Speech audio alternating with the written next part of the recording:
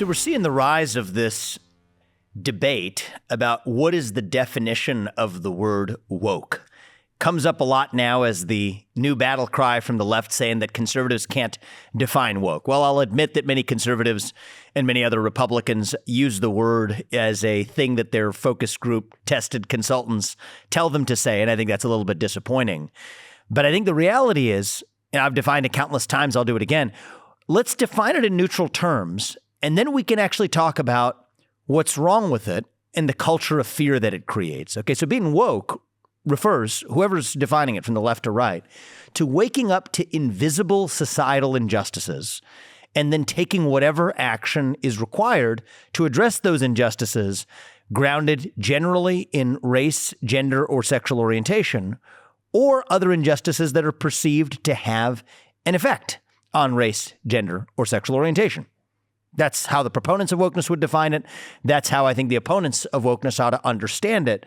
But I think the real danger behind this is that it leaves us more divided in the end. We see one another as the products of our genetic attributes rather than on the basis of the content of our character and our contributions. But the other thing that it does is because it calls on human beings to do whatever is needed, including through culture, not just through government, but through the private sector or through their own private action to do whatever they need to correct for these alleged invisible injustices. It also creates a culture of fear in our country. And I think a big way you see this culture of fear play out is in corporate America, where if you're an economic actor, but you're called upon to address these invisible societal injustices, what do you use? You use the economic toolkit that's available to you. What does that mean? It means not just what the civil rights advocates once meant when the civil rights laws were passed, that you can't discriminate on the basis of race or sex or sexual orientation. But now it means something else altogether. It means that if you say something that a member of a protected class, for example, finds offensive, well, then you might be liable for a hostile work environment lawsuit. Well, what does that mean? That means if you're an employer and you don't fire someone who created a hostile work environment, then you could be liable. What does that mean? You fire somebody who creates a hostile work environment. Well, how does one actually create a supposed hostile work environment? Today, it means it could just be expressing a viewpoint that's unpopular to those held by others in the workplace. So what does that mean? It means we've created the very conditions for viewpoint discrimination while leaving viewpoints themselves unprotected as a category. And that's the real danger of the woke culture that we have not yet discussed in full.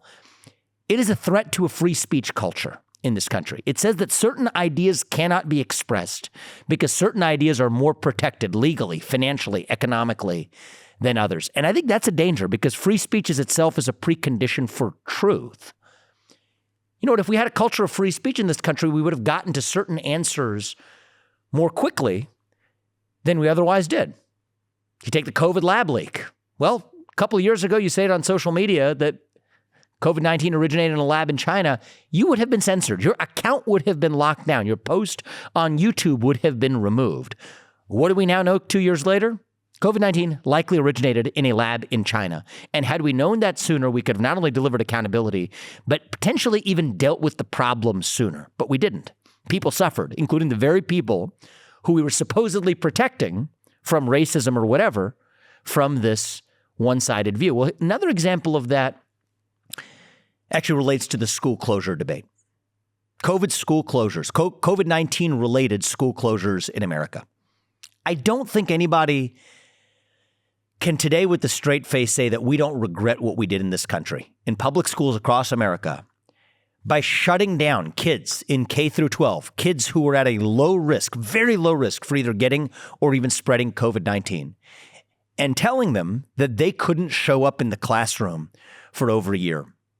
We're not going to fix that. We're going to have a generation of, you guessed it, societal inequity as a consequence of the fact that kids in public schools versus kids in select private schools had a year apart in whether or not they were educated in the classroom. But you know what? You weren't allowed to talk about it. You weren't allowed to talk about it because of that culture of fear in America. And today I'm joined by somebody who unfortunately learned that the hard way from the front lines. Somebody who was a successful executive in corporate America, somebody who worked her way up the ladder, the way we're taught to in this country, that if you work hard and you're dedicated and you're earnest and you make contributions and you make a business grow, that you'd be rewarded for it in our system of capitalism, did things the way you're taught to do them in this country.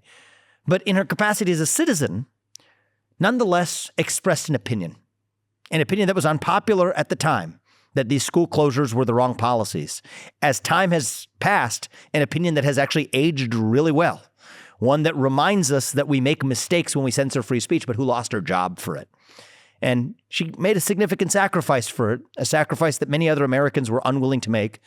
And her story will teach you why, as to why they were unwilling to make it. But what we're going to talk about today with my guest and friend Anne Sey is not only what her experience was, but what it teaches us about a better way forward in our country. So with that, Jennifer, I want to welcome you to the podcast and talk to you openly today about not only your experience, but hopefully what we can learn as a country about it and how we can be better going forward. That's actually why we're here. Excellent. I'm excited to talk about it with you. Thanks for having me. No, thank you for coming. I know, you've been through a lot in the last couple of years.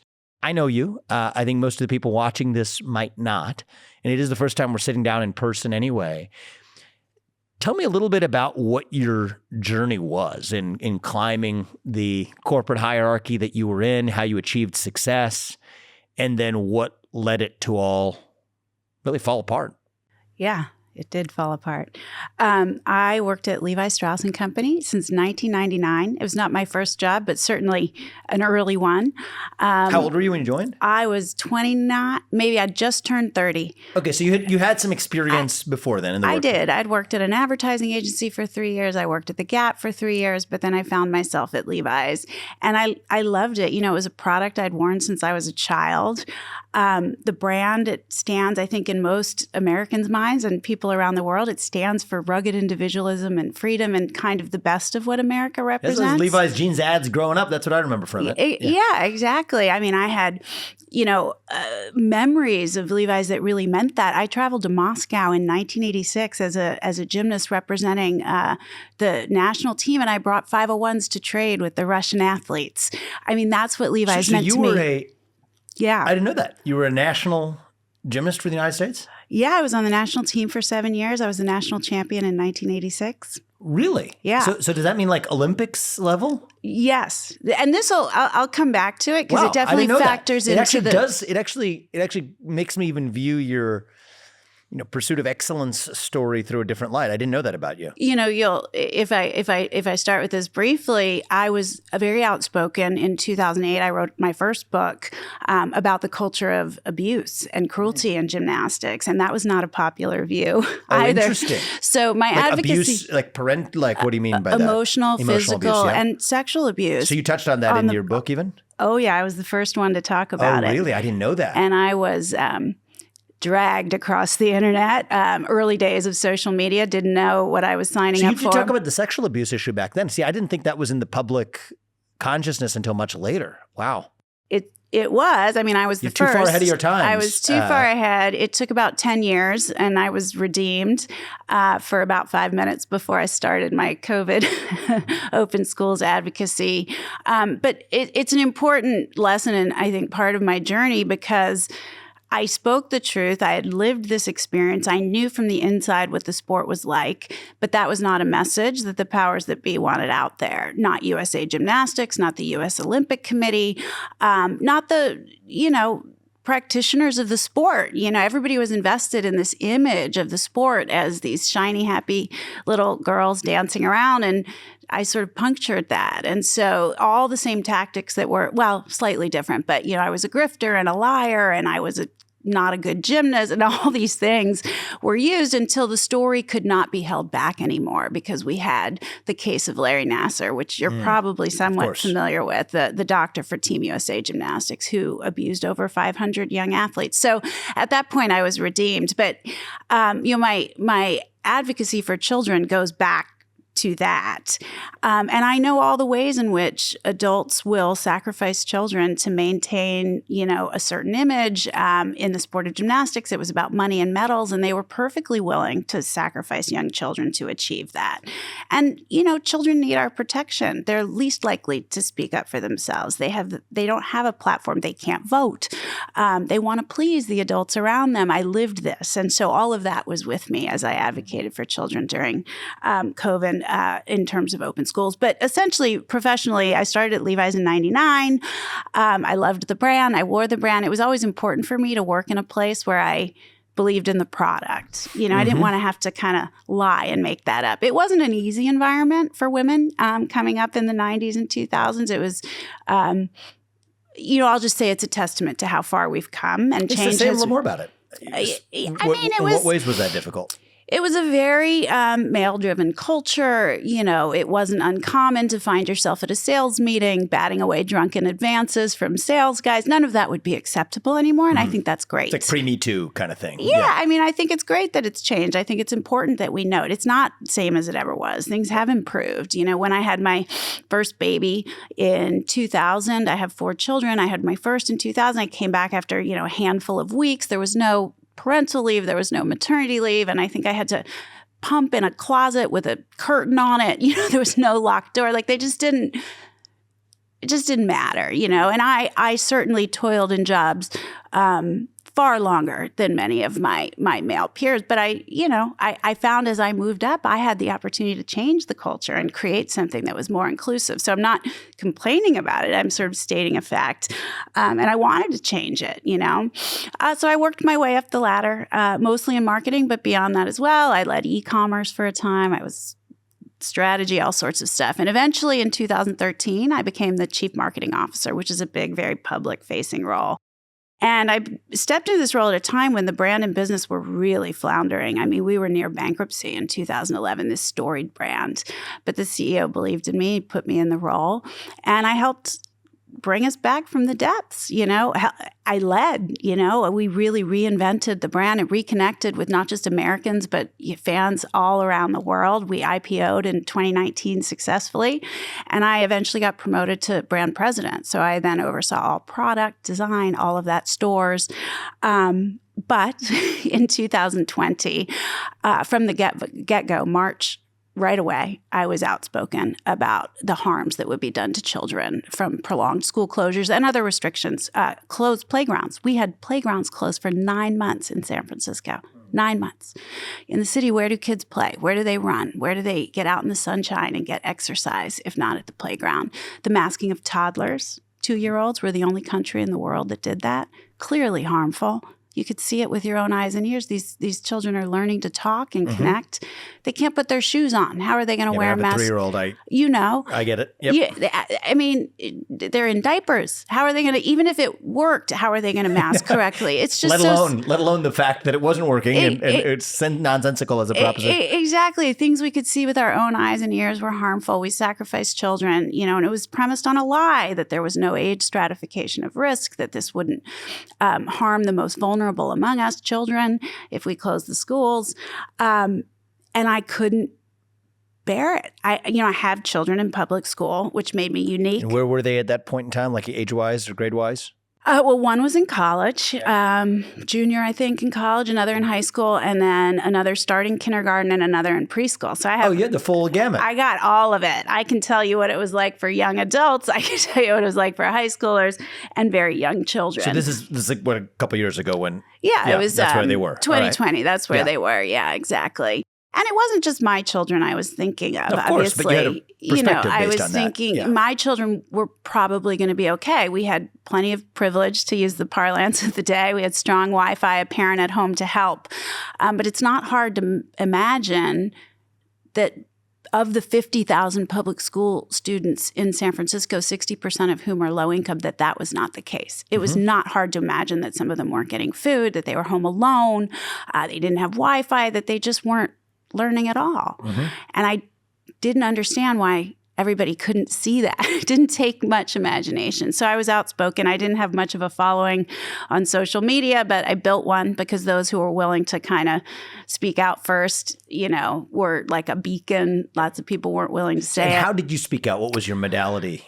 Was it just online? Or I was on. Well, it TV? it wasn't just online. I mean, I was active on Twitter. That's where you started. Uh-huh. I started on Facebook, and I left that because I just ended up arguing with like my family. Echo chamber. Yeah. Okay, got it. So I moved to Twitter, which enabled me actually to connect with people, doctors who, were sort of pushing back on the view. I asked questions incessantly. That is the cool thing about Twitter, right? It's a good platform for that. It's real dialogue. It's one of the few places we have it in this country. It's pretty cool. I would reach out and they would explain things to me. They would explain studies to me, the few willing to speak out. But eventually I was on the local news and I started to lead rallies in San Francisco in the fall of 2020. And I would attend school board meetings. All of it. I wasn't just a keyboard activist. I was really working to try to make a change. So you had your day job, mostly working from home, it seemed at that All point. working from home. Okay. And so you did your Zoom meetings or whatever for Levi's. All day. But then you would go to, and even going to those school board meetings were also virtual? That was online in the evenings. A lot of Zoom. Okay. It was so much Zoom. and so you would just, you'd weave some of that into the day, and then I was in a global role, so I have no hours, right? Yeah, right. I'm working from like 6 a.m. meeting with Europe, 10 so that's p.m. late 2020. Okay. Yeah, and I didn't really get any. No one said anything until the fall of 2020. And at this point, I'm the brand president. In the fall of 2020, a peer of mine in corporate communications called and said, "People are noticing they don't like what you're saying," and I said, "So?" Yeah, we have different opinions. Yeah. So I'm not using my title. I don't even say I work at Levi's. When I'm on the local news, I in fact tell them say mom of four. That's it. That's all. And sometimes I would say, don't say I work at Levi's. And they say, oh, you do? Like no one even knew. Yeah. It was like crazy. They were so worried about it. But employees were upset. This very vocal, very punitive mob, I don't really have another word for it, were complaining incessantly. There were people externally complaining about me, and they don't like that kind of noise. And to your point, I don't know that hostile work environment was used, but that's the intimation, is that I had these views that were racist, misogynist, because, my definition of woke, which I think is very complimentary and, the same as yours, is sort of defining and reorganizing the world through the lens of oppressor versus oppressed. That's about right. Yep. And you not really not every issue can be defined that way. But if you start with that and back into it, and so school closures, for saying schools should be open, I was a racist because I didn't care if Black children died. That was creating a hostile work environment. Even though I said it outside of work, it had no bearing on my work, didn't matter. That was hostile because my words were literal violence, again, to further the point you were making. And if your brand president is inflicting violence on the employee community, well, gosh, I guess you do need to get rid of them, But that's a lie, as we know. So I got the one call. She asked me to stop. I said, are you telling me to stop? She said, I can't really do that. And I said, well, then I'm not going to. This is too important. These children matter to me. It's not interfering with my work. Our business is recovering in a really strong way from lockdowns and store closures. So it's not impacting my work. Thank you for your call. I'm going to hang up now. And then I got one every 2 weeks for the next year and a half. You got what? A call like that every 2 weeks for the next year and a half from some member of the executive team or the board. The board? One member of the board who they assigned. This is actually nutty. Yeah, they gave him the task of calling me, I suspect. So you were on the executive team of the company. Top two members of the executive team. Okay. So you're like reporting to the CEO. I'm the brand president. Yeah. I'm the obvious next in line for CEO, provided I don't, screw it. And did when they would make these phone calls to you, which of the effects did it have? Make you less likely to want to keep speaking, not change, or actually tell you that it was important for you to actually be doing more of it? It told me it was important to do more. And, I'll tell you this, good for you. Vivek, because the people calling me were sending their own children to in-person private school. So it just incensed me. They were sitting here telling me I could not advocate for the same thing for low-income children in San Francisco that their children had. And they were doing this while taking all of these, I'm denouncing my privilege stances, because it's after the summer of 2020, right? And so every company in America denounced their privilege and said they were going to fight for equality and through anti-racism. And yet this policy was the opposite of that. And they were availing themselves of their privilege by sending their children. They weren't too scared to send their own kids to school. Right. And yet they're saying, you can't say this. You can't defend these 50,000 public school children in San Francisco and, however many million across the country, because people don't like it. So it strengthened my resolve, and I got more and more comfortable with each call saying, no, thank you. I was always very diplomatic. And what exactly would they say? Like, I want to just, there's like double click on, because people hear about this idea of woke capitalism, of use of corporate force, cancel culture, but these are just words, right? You actually have an experience and you're unshackled to be able to talk about it. I think that's useful. Yeah. I've had these experiences too and talked about them, but we're talking about yours today. What would that conversation, get as specific as you can, what would that conversation look like? Generally, it went like this. Jen, do you realize and understand when you speak on behalf of the company? No, I do not, is what I would say. I am a citizen. When I speak in my capacity as the Levi's brand president, when I speak in front of the company about the brand strategies, or I go on X show to talk about, the brand direction, then I speak in my capacity as brand president. Now I'm speaking as a mom of public school children and a children's advocate. Well, but you do. You are the face of the brand. You're the face of the company. And I said, but I'm not. So, and I'm not using my title. This matters to me too much. If you're saying this is a problem, then let's have this conversation. But I have no contract I've signed that says I cannot speak out about my views. I've done it in the past. They were just more aligned with yours. Because you wrote a book about the gymnasts. I wrote a book about abuse in gymnastics, which, while it wasn't popular in the Olympic movement, it had become popular by then. For the broader culture, people were like, that's terrible. You can't abuse children. Yeah. So it's not like, it's very interesting. When did you join Levi's? But even my politics, I had been outspoken. I joined in 99. So you wrote a book while you were at Levi's. 10 years in. And that was because it was in a space that was not contradicting the cultural orthodoxy of the time, was totally fine. But you had this is a pretty interesting case, a demonstrated track record at Levi's of separating your voice as a citizen from your voice as a corporate executive. So this is not a new concept to them. Yeah, and that's fascinating. I had also spoken out about my politics. If anything, I was further left than, than the executive team and the sort of culture at Levi's. What's an example? Oh gosh, without embarrassing myself? No, it's fine. Embarrass yourself. You're not, because there's nothing to be embarrassed about. No, there's not, because you can change your mind. Exactly. I think that's fine. I mean, I supported Elizabeth Warren. Okay. I had. And they mocked me for that. They're, she's going to kill business. And I was like, I think, Yeah, so this is back when? Like in the 2010s? Something like that. Yeah, exactly. So you came out, you were a vocal proponent of Elizabeth Warren. Yeah, I mean, nobody cared what I said, but But you had, the point is you had an established pattern of speaking as a citizen. That's right. Jen, the citizen, versus Jennifer Sey, the corporate executive. And that was fine when it was in line with left-wing orthodoxy. Within the, exactly. You know, and I'll just say it, when it was in line with, when it fell left-wing within, specifically. And Democrats, you know, it was fine then. When it wasn't, then it wasn't fine anymore. So it is clearly viewpoint discrimination, right? You can That's exactly what it is. I mean, there's no other word for it, right? And political speech is protected speech. It's of note. I had no contract with the company. I had nothing saying you can't talk on social media. Political speech is protected speech. Political speech is protected speech in California, actually. Yeah. It actually isn't in much of the rest of the country, but you were in California, right? Yeah. So you're in a state.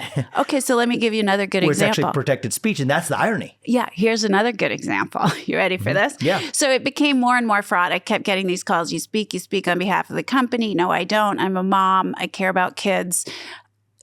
Are you telling me I have to stop? They would say, no, we can't do that. We're urging you.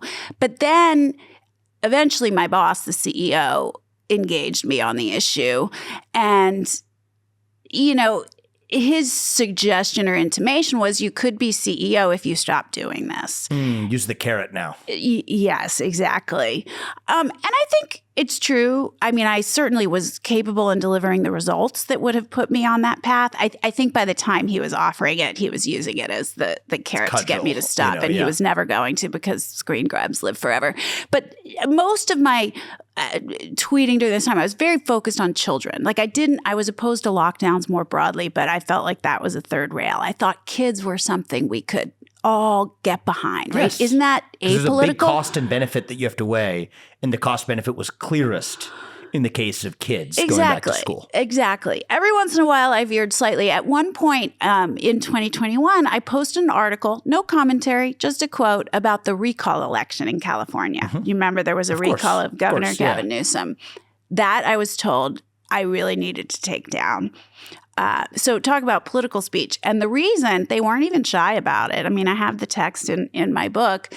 We have connections, the Haas family, majority shareholders of Levi Strauss & Company, to the governor. Unbelievable. That was the reason they did not want you to speak out against the governor, is that the company itself had ties to the governor. So admitting a sort of cronyist justification for the suppression of speech itself. Just admitting it. And it's pretty staggering, actually. It is staggering. I mean, how far does this go? There's a new congressman, Dan Goldman, who I'm sure you know, in New York, District 10 in New York. He's an heir of the Levi Strauss fortune. He funded his campaign with the wealth generated from the IPO. So does this mean if you're an employee in New York, you have to vote for him? Like, how far does this go? What if you campaign for another one of the Democratic or, God forbid, Republican candidates? Can you not work at Levi's? We have employees in New York. And, the argument that, well, you are a high-level executive, there's a different sort of standard for you. That's not a real argument. It's not a real argument. And I would push back pretty aggressively on that. If a well-liked, beloved executive with influence in the company can't have an opinion. What about somebody who actually has risk of being able to put food on the dinner table? Exactly. Totally right. Exactly. So that's it's a bullshit answer. It really is. It really is. And the whole thing just got noisier and noisier. And at one point in this journey, parents like me who were advocating for open schools, we were shadow banned and blacklisted and not included in any of the stories. If you watch CNN or read the New York Times, it was, the only view represented was open schoolers are racist and they don't care if children and teachers die. And so, you had public health represented, you had teachers unions leaders, but you never had a parent who had a different view. So at a certain point in March of 21, I got a call from Laura Ingram's show to come on and express this view. And she had been right from the beginning on this. She was very outspoken. I think she was. I think you remember. As I remember, that sounds about right. Yep. Yeah. I mean, it was, I think, as early as April 2020. I think she might have been the first national sort of news person pundit. On the schools issue. Yes, on schools specifically. So I went on. Why wouldn't I? Yeah, why not? I've done it countless times. It's a national platform, And also you can actually reach millions of people with a viewpoint that challenges an orthodoxy. Why is that not good in our country? It is good. And why do I have to agree with her on everything she's ever said to go on her show? And good for her, bringing an Elizabeth Warren one-time supporter onto her show. Yeah, exactly. So be it. So that just blew everything up, as you might imagine, because now I had consorted with the enemy. And so the employees at this point just went mad. Being not just on Fox, but her. So because I was now associated with all of her views, which I didn't even know what they were. It didn't matter. I had consorted with the enemy and now I was the enemy. I held all of her views. I was a wolf in sheep's clothing. I was all of these terrible things. And I was asked to prove that I was one of us, not one of them, in an apology tour in the summer of 2021 after the Ingram appearance. What does that mean? What did that entail? You might ask why I agreed to it. I agreed to it because I did not intend to apologize, and I did not. I intended to explain myself. Okay. It meant standing in front of a couple hundred employees virtually and explaining why I held these views so strongly and why I went on Fox. And I was sent an email to prepare for it. And it literally said, prove that you are one of us, not one of them. One of us, not one of them. Yeah. You need to show that you are one of us, not one of them. Who's them? What do you think they meant? The bad people. The other. Right, alt-right, QAnon Trumpers. Prove that you are not one of them. And what if you were one of them? Well, that's a really good point. What if I was? Yeah, what if you are like half the country? Do I not get to have a job? Apparently. Apparently it's an HR violation to be a Republican. Which I wasn't even, but assumed to be one. Yeah. An HR violation to not only be a Republican, but to appear to be mistaken for one. Okay. Yeah. And to talk to somebody who holds different views. So you went around, you explained yourself. I explained myself. I have to admit, even part of that makes me cringe. I'm sure it makes you cringe too. Yeah, it does. But you're a leader. And so yeah, and I had faith in my ability to communicate. Yes, and persuade and bring people along. And I wasn't going to seem like some angry, ranting lunatic. And you have to, this was June of 21. People were starting to get a little frustrated because schools still had not opened in San Francisco. You said a year. Keep in mind, this isn't late 2020 anymore. It was a year and a half. They didn't open until September of 21. Unbelievable. Unreal. So the View was by no means embraced, but it was starting to get a little more traction, if you see what I'm saying. Yeah. It wasn't because of first principle. It was the fact that they had actually quietly started to potentially agree with you on the substance. Yeah. And I mean, yes, exactly. So I just you went around and explained. Okay. I gave my background, my history as a gymnast and child advocate in sport, explained, my understanding of, how a child, if abused or enduring cruel circumstances, won't always speak up for themselves. And it's incumbent upon us as adults. In fact, it's a moral abomination not to do it. If you're not going to stand up for kids, who are you going to stand up for? Explained my children had all gone to public school or were in public school. I explained why it wasn't racist to think this. And then I took questions. Why it was not racist to say open the schools. Who do you think bore the brunt of school closures in this country? Low-income Black and brown children. Totally. In cities. Yeah. But you had to explain why it was not racist. I know. It's so dumb. It's hard to not laugh. It's really kind of dumb. I couldn't laugh at the time because I knew my job was on the line. But now I laugh. It's like so dumb. So, So you did this little explanation tour via Zoom, 20 employees at a time or whatever. And then what happened? It was a few hundred at once. A few hundred at a time. Okay. The other issue they made me talk about was my husband's views because he was more aggressive on some of the other issues. And so I had to be married to one of them. I was married to one of them. You can't be married to. So can you not be one of them? Even if you are one of us, you can't be married to one of them. Yeah. You can't associate. You have to disconnect. Disassociate. Yeah, it's like Scientology. You have to disconnect with anyone that doesn't uphold those views. But I did not apologize. And in fact, the response was quite good. Cool. I got a few emails after saying, I understand your view now. If I had children, I probably would do the same. And I was like, good. Oh, phew. Okay, maybe we're coming out of this. We're also bringing people, we're engaging in persuasion, something we've lost in this country, open discourse. Yeah. I can imagine that being pretty heartening, actually. It really was. I heaved a sigh of relief, Yeah. And people even acknowledged in the meeting, when you went on Ingram, I don't disagree with anything you said. I just disagree with the fact that you said it to her like I had a choice. I had no choice. No, but I think there's no shame in. I mean, maybe I'm biased because I go on Evening Fox all the time, and I'm proud of it, and I'm happy about that because you reach people and engage in dialogue, which we need more of in this country. I agree. I do the same, and I mean, the other thing that's so dumb is the assumption that you're talking to those people when you go on. I'm like, but you guys saw it. Yeah. That's actually kind of funny too. So anyway, I had a brief reprieve where it kind of quieted for a while, and then it just kicked back up again a few weeks later. What happened? Well, at this point, I had a little bit more of a following on social media, so I had a few trolls. But none of it got traction. That's the crazy part. No, but what caused it to kick up against that? You didn't say something different. I didn't. I was very consistent. And there was just this new wave. And just, again, double click here. What does that mean from, like, just give people the reality of the experience here? Inside the company, it meant a small group of employees were emailing the head of HR and my boss, the CEO, and saying, we don't like what she's saying. Outside the company, there were a few cohorts so there was this group of gymnastics fans that started calling the ethics hotline at my work to say she's an ethics violation. How? I was challenging public health guidelines, which meant I didn't care if people died. But from the gymnastics world. Because they followed me. That's yeah. There's no reason other than they followed me. And then there were others. So then how did it go down after that? Well, after the CEO that, calls you up, at this point, that first call, the head of CorpCom is taking a dossier of the things that I say publicly in my tweets to the CEO, like on a weekly basis. Okay.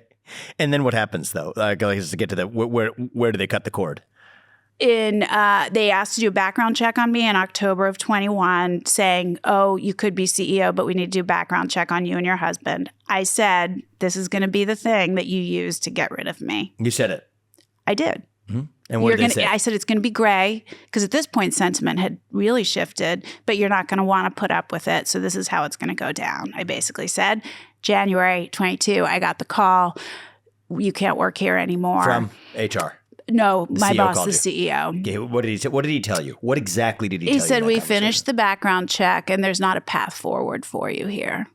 Mm-hmm. And he offered me severance. He offered me $1 million.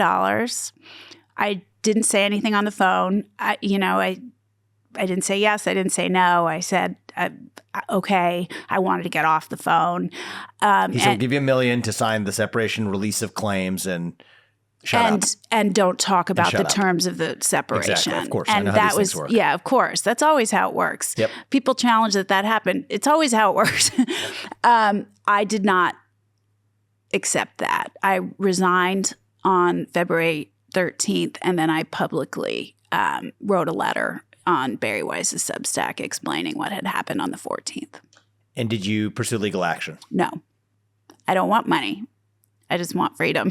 And I want to be able to talk with folks like you about the illiberalism and the censorship it's gone from college campuses to corporate America. I think it's incredibly dangerous. And I just wanted to be able to talk about that. Yeah, well, thank you for being as brave as you have been. You've made some real sacrifice.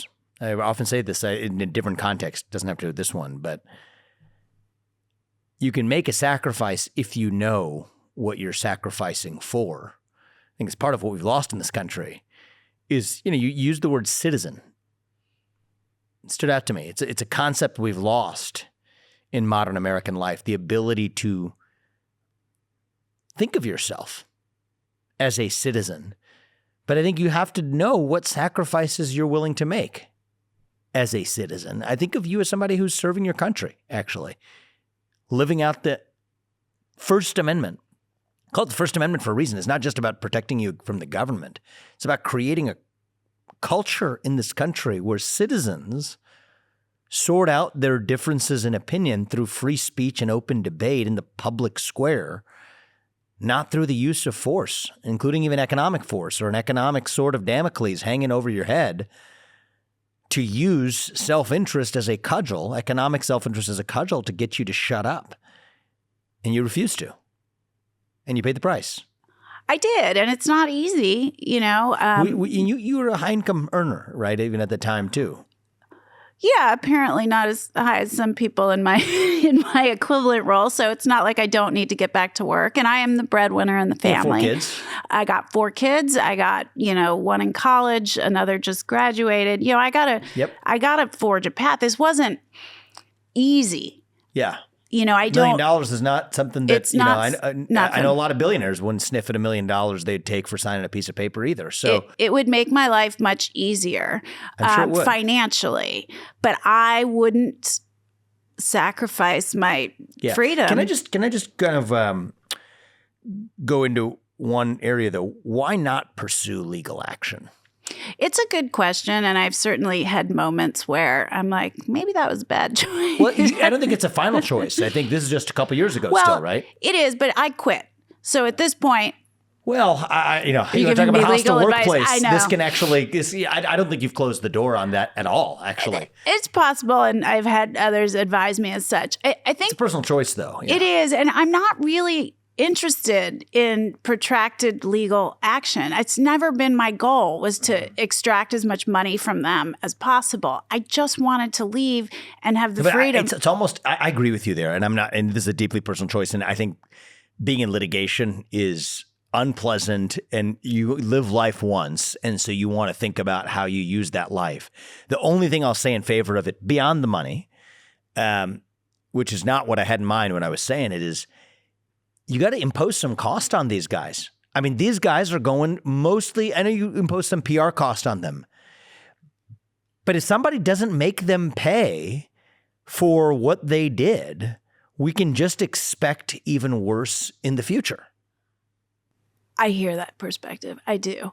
You have to draw the lines of what sacrifice you've already made enough of a sacrifice. Legal battles are hell. I didn't want that to take over my life for the next few years, and it would, and it would be ugly and painful. And I had, the last 2 years at the company were difficult. I always stood up and I had poise, but it was hard. It was emotionally difficult. I've lost all my friends. I mean, these people were my friends. I thought I was there 20 years. My life is unrecognizable from what it was. I don't have the city that I lived in. I don't have the company I worked in. I don't have the future that I'd planned for myself. And so I wanted a clean break for my life. And you're right. These people only think about money. That's the punishment that matters most. That's why what I did was so unfathomable to them, because no one gives up money. Is it the same CEO still in charge? I might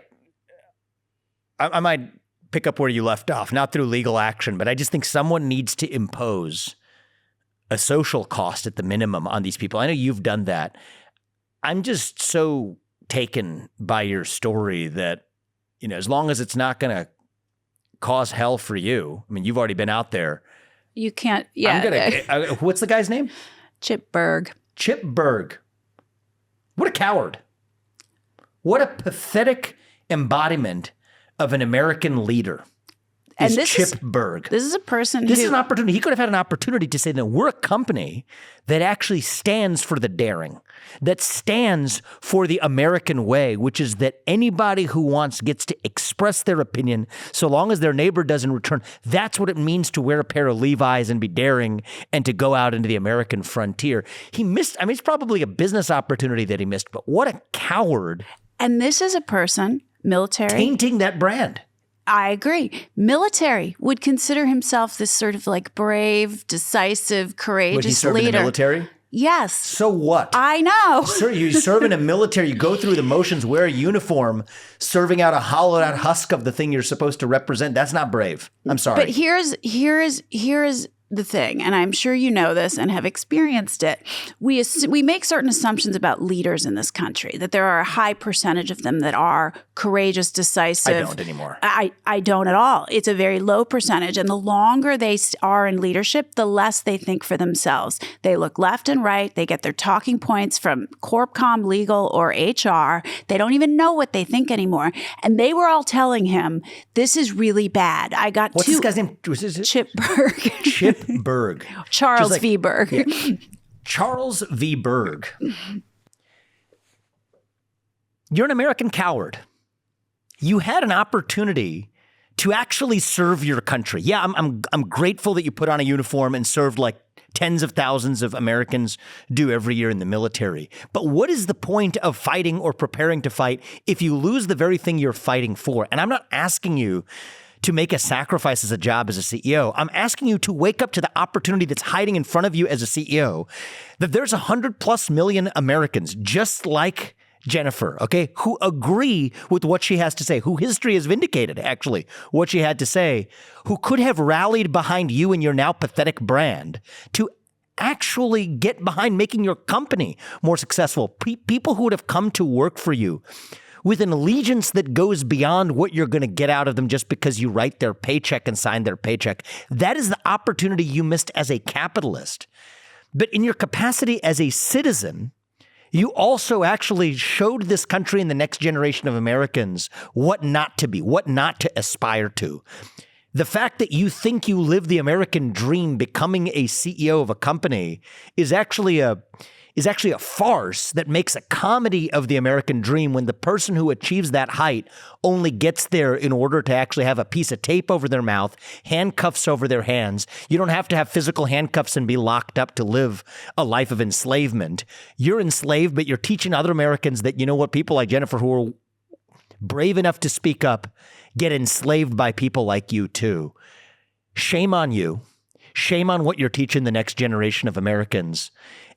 And I hope you actually learn from your own experience to be able to talk about your cowardice in the open. And when you do, I will praise you for it. I hope you do at some point, because until then, you're a pathetic example of what actually creates the problem in our country. And I hope you either stand up or step aside, not just from Levi's, but from any position of leadership in this country, because we don't have room for more leaders like you. People like you need to step aside so the real leaders are actually able to step up and deliver our culture. That's what you need to hear. And I'm sorry, it's not a personal insult to you. It is just a statement of truth. It would have been so easy. Imagine it goes like this. He stands up. Some of you are upset with things that Jen is saying outside of work. That's fine. She gets to say them. She's a citizen. You can stand up for what you care about. As a citizen. As a citizen. Now let's get back to work. Can we please just get back to work? Let's focus on this great brand. We're emerging from difficult business conditions during COVID. We got to focus on great product, great marketing, disciplined financial management. That's what we're going to spend our time on. And we're not going to talk about this anymore. Is that hard? No, that's natural. It's the American way. It's actually something that can be unifying. Exactly. I mean, I think that this culture is actually divisive. It's a big part of what's wrong with it. You know, Tocqueville, he traveled this country 160 some odd years ago, whatever it was, and he made an interesting observation. He said that a diverse democracy is not supposed to survive more than a generation. It's supposed to crumble under the weight of its own division unless there are certain apolitical spaces that can bind us together across those divisions. He called them intermediary or intermediating institutions. Capitalism is high on that list, right? So people think of capitalism. I had a conversation with someone else this morning about, Adam Smith and Joseph Schumpeter. And yes, capitalism is the best known system known to mankind to lift people up from poverty. I agree with that. I embrace it. We all know that to be true. But the secret role that capitalism plays in a diverse democracy is that it is also one of these apolitical sanctuaries where we're able to come together, man or woman, black or white, Democrat or Republican, Elizabeth Warren supporter or Joe Biden supporter, the spectrum of what might have been acceptable in San Francisco at the time. But we can come together and create things together, build things together, sell things, market things, invent things together in common cause. And when that itself becomes politicized, that's really the beginning of the end as we know it, right? You wonder why people, I sometimes say this, you tell people they can't speak, that's when they scream. You tell people they can't scream, that is when they tear things down. That's right. Because you know what else happened during that same period? It was January 6, 2021. Yep. You can point your finger to the other, one of them all you want. Look in the mirror and ask yourself what role this guy Chip or whatever his name is, a Joker, what's his name? Chip Berg. Chip Berg, whatever it is. Look yourself in the mirror. Ask yourself what role you played in that attack on the Capitol. I think people like you actually get to have the luxury of pointing the finger at the other without actually looking inside and asking yourself what responsibility you bear for not only what came, but that's a friendly parley compared to what's to come if we don't turn this culture around. Well, yeah, if you demonize half of the citizenry and that's part of the problem is the geographic distribution. In San Francisco, left of center, bluest city in the bluest state, these people that were telling me to stop, they didn't know a single person besides me that said these things. It was easy to say, oh, she's other. Trumper. Yeah, that's what they called me. And, public meetings, my boss called me a Trumper, knowing full well that was a lie. But that is just, if you violate... My first Elizabeth Warren supporter on this podcast, so that's great. If you violate one tenet of the party, the orthodoxy, then you get associated with all the other things. So I was called QAnon, which I had to look up, which I don't even think is real to this day. Exactly. I think it's just a made up... Sometimes somebody called me that very recently. I'm just like, there's like I'm 4 still people. confused, what that exactly means. I think it's fallen out of favor. But all those things, I was anti-trans, I was anti-everything, I was a racist, even though 2 of my children are mixed race. It doesn't matter. The arc of your life doesn't matter. You get demonized, and the ad hominems, as you know, are the purview of those with no argument. But it works because it keeps others quiet. No one wanted to go endure what I was enduring. People are right to be scared. But my message is, we're the majority. People who have common sense, who can see a lie for what it is, who would like us to get back to some degree of open debate and dissent in this country. And if we all stood together, I really think that's most people. That is most people in this country. And I think that I think most people agree with what you just said. I think most people think their neighbors and their colleagues agree with what you just said, but they can't be sure anymore because you're not allowed to talk about it. And so once we start talking openly again, what do we realize? We realize that we actually share these values in common, which is the whole bet and premise of my campaign for president, is that, you know what, we can actually, I think that could be the subject of a landslide election in 1980 style, 1984 style, let it be 2024 style. That could be the single most unifying thing we do for the country. And I am optimistic that people are so hungry with this pent up sense of suppression. They're hungry for a revival, but it's not going to happen automatically. It's going to happen because people like you, frankly, are willing to make the sacrifices needed to get there. Not to sort of overly put myself on a pedestal because there's a lot like me, but someone has to go first, and you have to kind of puncture the bubble or the delusion, and then slowly people will join you. That's what happened to me in the world of sport, and I held that close. But it took 10 years in gymnastics, and I couldn't beat the clock in this case. I thought people are going to come around on the school closures. And, ironically, the day after I resigned publicly, 3 members of the San Francisco Board of Education were recalled decisively. 70 to 75% of San Francisco showed up and voted to recall these people because they did not open the schools. I think shareholders or Levi's need to come back and recall Chip, our Joker CEO. Yeah. But they agreed with me if they'd come to the rallies. That's right. But they were too afraid to do it publicly. They did it at the ballot box. We need people to come out and do it publicly. I think they're going to soon. I'm optimistic that's going to, that we're on the cusp of that. I think 2024 can be a referendum on this culture of fear. I agree with you. And I think, what I tell people is just defend your neighbor's right to say a thing. You don't even have to agree with them. Because you know what you're actually fighting for? You're not fighting for your neighbor. That's right. You're fighting for yourself. They can do it to them. If they can do it to them today, they can do it to you tomorrow. And they will. And no one's pure enough. And they will. Exactly. No the one's French victim Revolution enough. left no one untouched, right? And so that's a lesson of history. But I think that we are now learning that lesson of history in our own country. Yeah. And I'm optimistic. It's not going to happen automatically, but I think if we have leaders who are willing to step up, I think that we're hopefully on the cusp of graduating from this weird adolescence we've gone through as a country. I think so. I think cusp might be still a little bit of time, but I think people are getting tired of, being forced to pretend a lie is true, not even to be able to question it. I mean, you mentioned the lab leak, but everyone knew if you had any sense that closed schools were going to be harmful for children. There's no seeing it any other way. And yet it could not be uttered. The lies abound. I mean, I could step outside of COVID and the schools narrative and the lockdown and the lab leak narrative. I mean, everybody knows. Let's go to the body positivity movement for a second. Fraught also.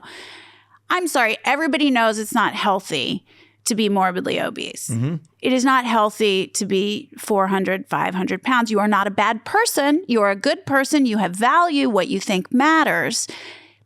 But you can't talk about the fact that is unhealthy. It is considered fat phobic. And in fact, that was another thing I got in trouble for. I would say, obesity is linked to poor health outcomes from COVID, among other things, and creates all these other health issues. Why doesn't the CDC, why doesn't the government do a Get Healthy campaign? Get out, get exercise, get sunshine instead of locking yourself inside and eat better. We would have saved a lot more lives. Yep. That made me a fat phobe.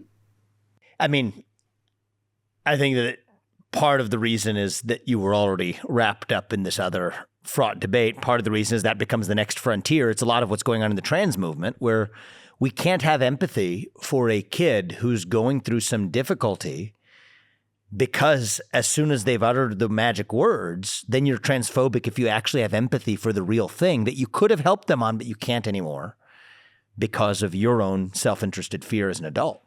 Yeah, Fatphobic, transphobic, same story. Yes, of course. And that whole arena around gender ideology is also founded on a lie that there is no biological difference between the genders, between the sexes.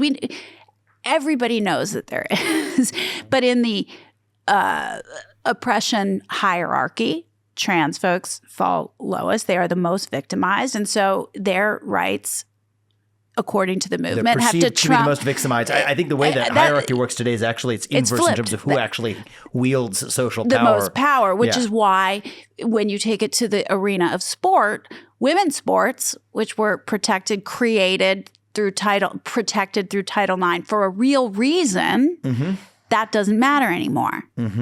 Yeah, but so it's sort of and it really is the religiosity of this. Sometimes I point out, I mean, this is a side current, but at one hand, you have to abide by the orthodoxy that the sex of the person you're attracted to is hardwired on the day you're born.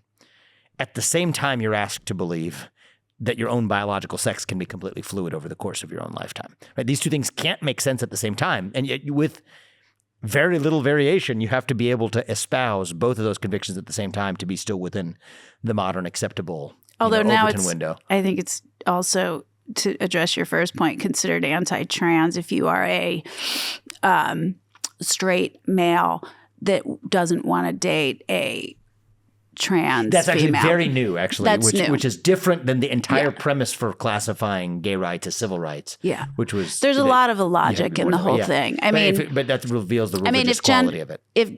If gender is a construct and it's how you feel, why do you need any body-altering surgeries? Just say you are. That's the contradiction at the heart of it, which is actually put pressure on also, the fact that you can't be feminine without having physically, outwardly feminine qualities. It's like the kind of thing that would have irked a, feminist. Me. Maybe 10, 20 years ago. I don't know. Probably my wife feels the same way, that you can be a woman any way you know how. And the trans movement says, no, you can only do it by having a body shape and lips of a certain shape and a voice of a certain type. And not only that, if you have those behaviors as a young boy, you must be a girl. Yeah. You can't be a boy with feminine. That's right, which reinforces the very gender stereotypes that I thought it's such a women's circle. rights activists were exactly. It melts my brain if I go around it too much. But anyway. I gotta say, I'm really, I'm personally empathetic to your story. I'm an entrepreneur, but so I didn't, report into someone for most of my career. I started my career as an investment analyst at a hedge fund. So I had a boss then, and I learned early on that I didn't do too well with having a boss. But, I think that it's not specific to a corporate hierarchy, the deeper cultural problem. Did you ever come across? I wrote Woke Inc.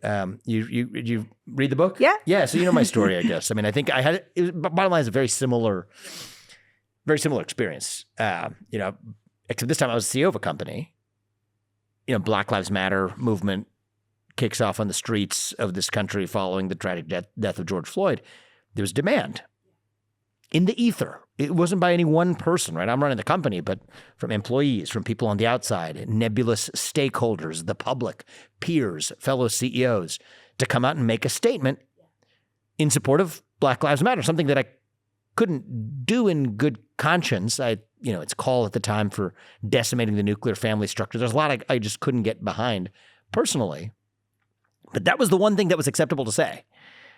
as opposed to what I ended up saying was, let's focus on the mission of our company. There's a lot of strife in the world, and we can make the world better through the medicines that we develop, which I'm proud of. That wasn't good enough. It didn't meet the moment and led to a journey where advisors to my company 6 months later step off prominently and ceremoniously after I write in my personal capacity. Again, it's the very same situation as you. I was a former law student. I went to law school. I wrote with a former law professor about the ways that technology companies, when they engage in online censorship, if they're doing so at behest of the government, might be running afoul of the First Amendment. I mean, like relatively abstruse legal academic theories at the time. And that was a basis for prominent advisors from my company stepping aside. So in my case, there was no, threat from on high. I could have just stayed in that position, but functionally, there's no doubt it would have had an adverse impact on my company. This is being the biotech industry, even though I wasn't actually using my own corporate seat to do it, like Mark Benioff at Salesforce or whatever does. They're in the habit of doing it through their company. I'm not doing that, but in my capacity as a citizen, which is different from my capacity as a capitalist, expressing certain viewpoints, made the decision to separate my voice as a CEO from my voice as a citizen by not being a CEO anymore. And I have to admit, it was liberating, actually. It was liberating. Now, I guess that's easy for me to say because I guess I'm not in a position to have to worry about me or my kids or whatever putting food on the dinner table. It's probably part of what gave me a sense of obligation to make sure I did it. There's a bittersweetness about it, but it was, the thing that matters most is, to me, at least as a human being, is, sounds like to you too, is freedom. Yeah. Being my own man. Being your own woman. It is freeing. I have no employer to mind. I can say whatever I think. People don't come after me anymore because they can't take anything really from me anymore. And I reside somewhere in the middle between probably, financially where you are and where sort of a workaday employee who doesn't have much savings. I have a nest egg. I can't not work for the rest of my life. I got to figure it out. But I'm going to I am not going to shackle myself. Again, not that anyone who wanted to control my voice would hire me, because it's become very clear that that's probably not going to happen. So I gotta figure it out. But I think there are companies out there that do want brave, courageous leaders who speak in their own voice, and come find me. I'm here. In the meantime, I'll do my own thing, and the freedom is.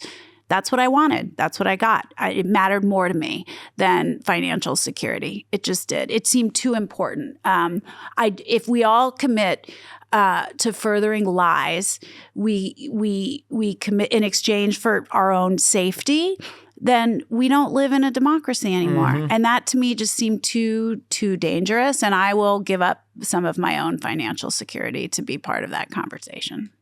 I hope you'll be rewarded in spades. I don't know if that's how the world works. I would like to think it is. I'm running for president to make sure that our country is a place where courage can be as contagious as fear has been for the last couple of years. But I'll say this. We talk a lot about the American dream, or we used to, at least in this country. The idea that no matter who you are or where you came from or what your skin color is, that you can achieve anything with your own hard work and commitment and dedication. I hope that dream is revived once again. And if it is, I've no doubt that you and people like you will achieve everything you ever want to. But to me, it's also part of the American dream to say that, you're also free to speak your mind at every step of the way, and that no American should be forced to choose between speaking their mind freely and putting food on the dinner table. Between that American dream and the First Amendment, that is the new American dream. And I'm optimistic that we can revive it, but it's not going to happen automatically. It's going to happen because we make it so. It's going to happen. It's going to be a fight. Look, I think that most people would rather stand with the group and take cover in the group and feel the safety of the group. And guess what? Feel morally virtuous for touting the group's mantras, right? Whether it's the summer of 2020 or whether it's COVID, everybody stay home to stay safe or whatever. Most people, and I think this is true across geographies, across time, plenty of experiments have proven this out. Most people will obey authority and stand with the group, Stanford Prison Experiment, Milgram Experiment. We've seen it. But if enough people advocate, like we can make standing with the group standing for free speech. That's the goal, right? Is that we bring people out, we bring them forward, and they want to defend freedom and not mock freedom again. I mean, you remember in 2020, but people were mocking it. It was freedom. Really? This is the premise this country I never heard was. that. Maybe it was a California thing. Oh, you didn't hear it? But actually the culture was operating in a way as though that were true anyway. Yeah, the freedom people were the people who cared about speech, who cared about freedom of religion and being able to worship, sending their kids to school. And, you know, we were being offered safety in exchange for our freedom. And that was not a deal I was willing to make. But it's alarming how many people are. And yet I came to realize it's not alarming. That has happened since the beginning of time. And so we have to fight for it, and someone has to go first. And eventually you can make that the cool thing to stand for, and everybody will want to stand for it. I think so too. Yeah, exactly. I think you might give more of an inspiration to young Americans than our friend Chip, because, you know, I think young people actually, they want to stand up to the system, stand up to the man. And maybe 20 years ago that was being woke. Today, you know, to stand up to the system, try actually doing what you did. And, you know, say what you're not allowed to say in the presence of polite company. And the thing you'll probably realize is that you weren't actually the only one who believed what you did. And, you know, I think if people are willing to take that bet, I think we have a lot of pleasant surprises we might discover on the other side. I think so too. We need to keep going. Well, thanks for coming out, Jen. Thanks for having me. Good to nice to meet you in person. Yeah. I've been following you, so it's cool to have you. I'm Vivek Ramaswamy, candidate for president, and I approve this message. Paid for by Vivek 2024.